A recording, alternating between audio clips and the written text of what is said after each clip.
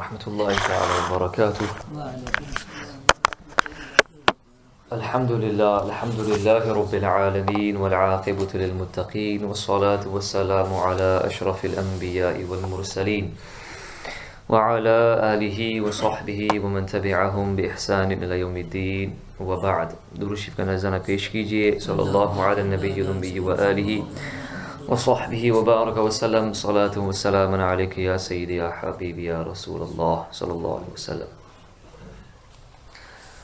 قرآنی مضامین پر مشتمل یہ کتاب میں سے انشاءاللہ آج مزید قرآن شریف میں سے چند مضامین آپ کے سامنے پیش کیے جاتے ہیں. ہجرت کے بعد گو برابر اسلام ترقی کرتا رہا اور ہر محاذ پر کفار کے مقابلے میں مسلمانوں کو فتوحات بھی حاصل ہوتی رہیں اور کفار اپنی چالوں میں ناکام و نامراد بھی ہوتے رہے، مگر پھر بھی کفار برابر اسلام کی بیخ کنی میں مصروف ہی رہے. یعنی اسلام کو مٹانے کی اس وقت بھی کوشش کر رہے تھے جبکہ اسلام مدینہ شریف میں بڑھ رہا تھا، ترقی کر رہا تھا اور عرب جزیرے کے چاروں طرف سے مسلمان کافی تعداد میں لوگ اسلام میں آ رہے تھے. لیکن اس وقت بھی کفار قریش بالخصوص جو مکہ شریف میں تھے وہ اسلام کو مٹانے کی کوشش میں مصروف تھے اور یہ امید اور آس لگائے ہوئے تھے کہ کسی نہ کسی دن ضرور اسلام نعوذ باللہ مٹ جائے گا اور پھر عرب میں بت پرستی کا چرچا ہو کر رہے گا. کفار اپنی اسی موہوم امید کی بنا پر برابر اپنی اسلام دشمن اسکیموں میں لگے رہے اور طرح طرح کے فتنے بپا کرتے رہے. مگر سن ہجری 10 میں حجۃ الوداع کے موقع پر جب کافروں نے مسلمانوں کا عظیم مجمع میدان عرفات میں دیکھا اور ان ہزاروں مسلمانوں کے اسلامی جوش اور رسول کے ساتھ ان کے والہانہ جذبات عقیدت کا نظارہ دیکھ لیا تو کفار کی حوصلوں اور ان کی موہوم امیدوں پر اوس پڑ گئی اور وہ اسلام کی تباہی بربادی سے بالکل ہی مایوس ہو گئے. الحمدللہ. چنانچہ اس واقعے کی عکاسی کرتے ہوئے خاص میدان عرفات میں بعد نماز عصر یہ آیت نازل ہوئی: الیوم یئس الذین کفروا من دینکم فلا تخشوهم واخشون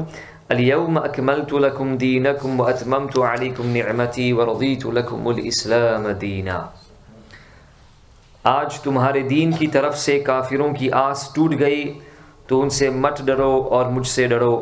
آج میں نے تمہارا دین کامل کر دیا اور تم پر اپنی نعمت پوری کر دی اور تمہارے لیے اسلام کو دین پسند کر دیا. روایت ہے کہ ایک یہودی نے امیر المومنین حضرت عمر فاروق اعظم رضی اللہ تعالیٰ عنہ سے کہا کہ تمہاری کتاب میں ایک ایسی آیت ہے کہ اگر ہم یہودیوں پر ایسی آیت نازل ہوئی ہوتی تو ہم لوگ اس دن کو عید کا دن بنا لیتے. تو حضرت عمر نے جواب دیا رضی اللہ تعالیٰ عنہ کہ کون سی آیت؟ تو اس نے کہا الیوم اکملت لکم دینکم، یہ والی آیت اس نے پڑھی.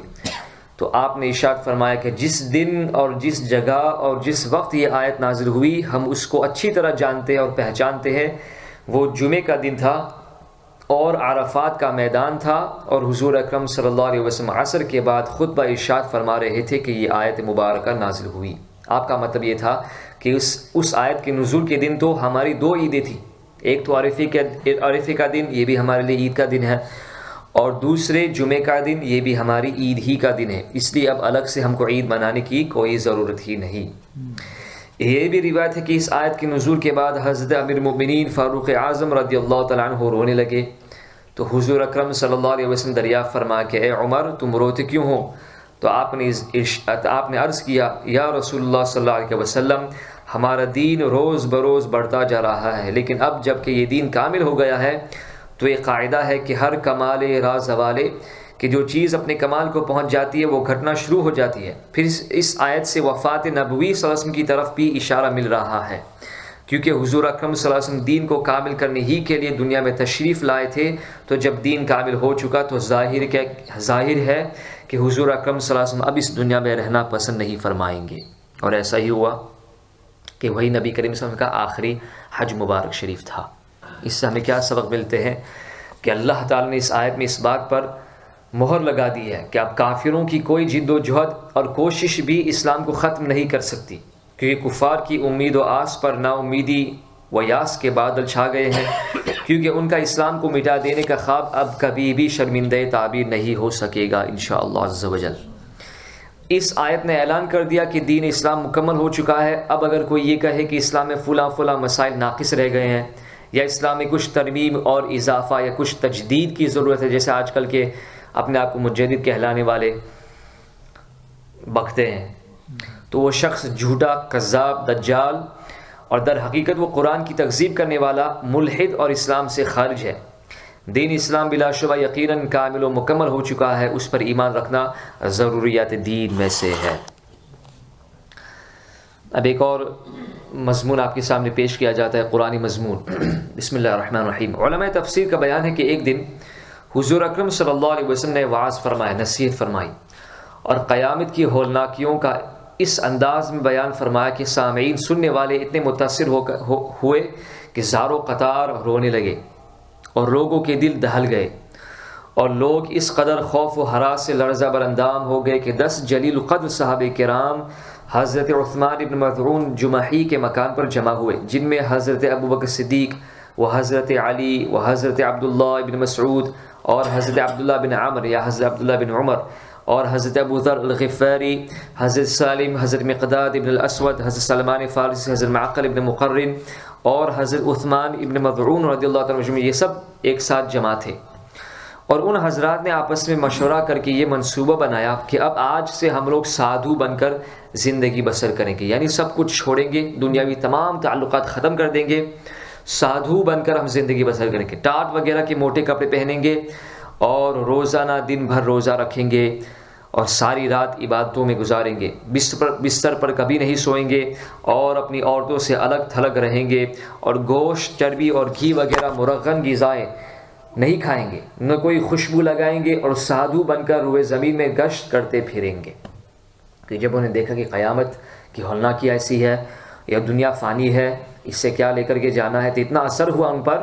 تو انہوں نے یہ منصوبہ بنایا کہ ہم بالکل دنیا سے الگ ہو جائیں گے، اپنی عورتوں سے الگ ہو جائیں گے، اپنے کاروبار سے الگ ہو جائیں گے، نہ خوشبو لگائیں گے، نہ اچھی غذائیں کھائیں گے، نہ لوگوں سے میل جول رکھیں گے، بس بالکل الگ تھلگ سادھو بن کر ہم زندگی بسر کریں گے۔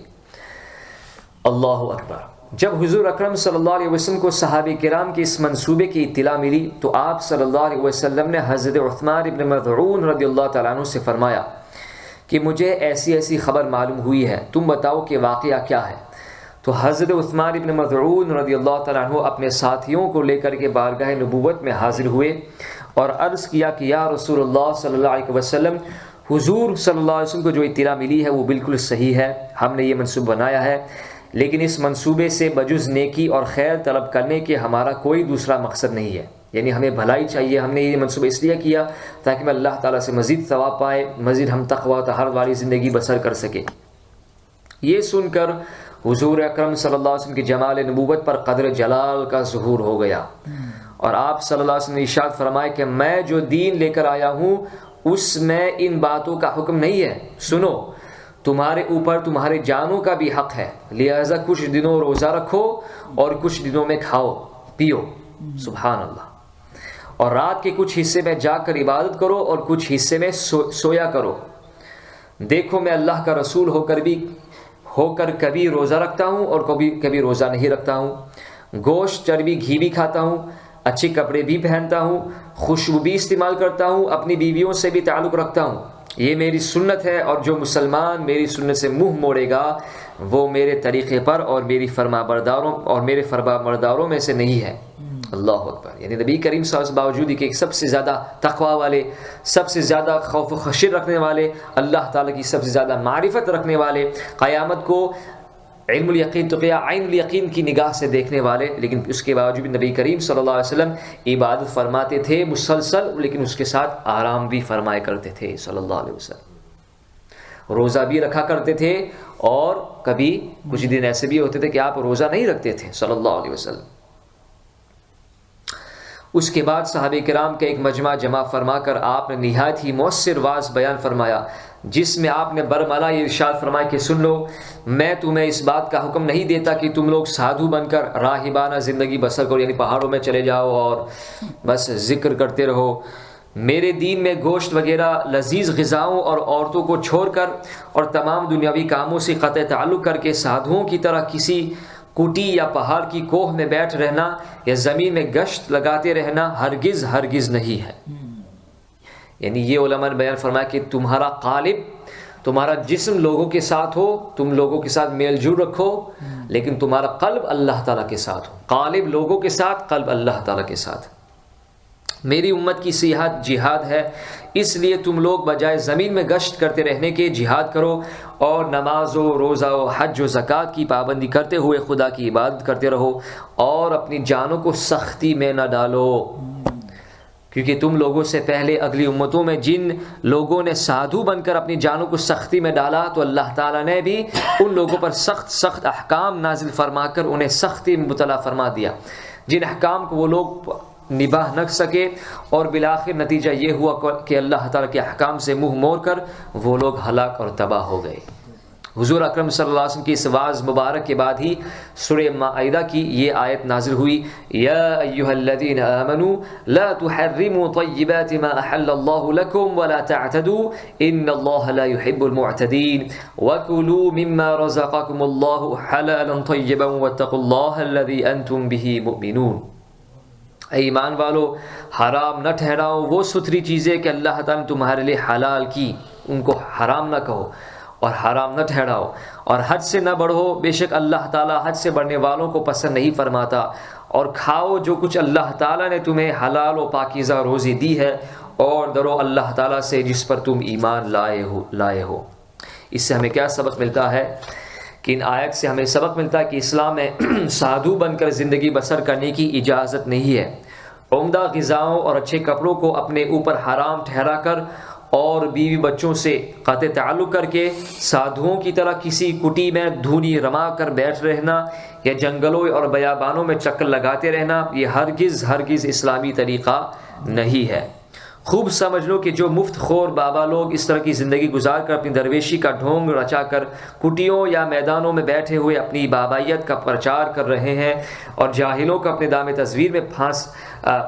پھانسے ہوئے ہیں، خوب آنکھ کھول کر دیکھ لو اور کان کھول کر سن لو کہ یہ سادھوؤں کا رنگ ڈھنگ اسلامی طریقہ نہیں ہے، بلکہ اصل اور سچا اسلام وہی ہے جو رسول اکرم صلی اللہ علیہ وسلم کی سنت مبارکہ اور ان کے مقدس طریقے کے مطابق۔ نبی کریم صلی اللہ علیہ وسلم جہاد بھی فرمایا کرتے تھے، نماز بھی ادا فرمایا کرتے تھے، اور اس کے ساتھ تجارت بھی فرمایا کرتے تھے صلی اللہ علیہ وسلم، جیسے کہ ہم نے کل کے سبق میں بھی سیکھا تھا الحمدللہ۔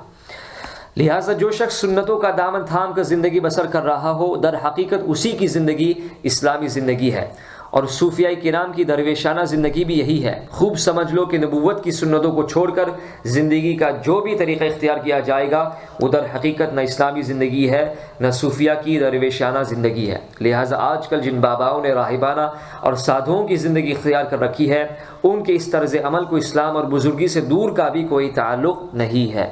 مسلمانوں کی اس سے ہوشیار رہنا چاہیے اور ہرگز ہرگز ایسے بے شرع لوگوں کے پاس آمد و رفت نہیں رکھنی چاہیے، اور یقین رکھنا چاہیے کہ یہ سب مکر و قید کا خوبصورت جال بچھائے ہوئے ہیں جس میں بھولے بھالے عقیدت مند مسلمان پھنستے رہتے ہیں، اور اس بہانے بابا لوگ اپنا الو سیدھا کرتے رہتے ہیں۔ ایک سچی حقیقت کا اظہار اور حق کا اعلان ہم عالموں کا فرض ہے جس کو ہم ادا کر رہے ہیں۔ مانو نہ مانو آپ کو یہ اختیار ہے، ہم نیک و بد جناب کو سمجھائے جائیں گے۔ اللہ تعالیٰ ہم سب کو سمجھنے کی توفیق عطا فرمائے۔ جزا اللہ عنا سیدنا مولانا محمد صلی اللہ علیہ وآلہ وسلم۔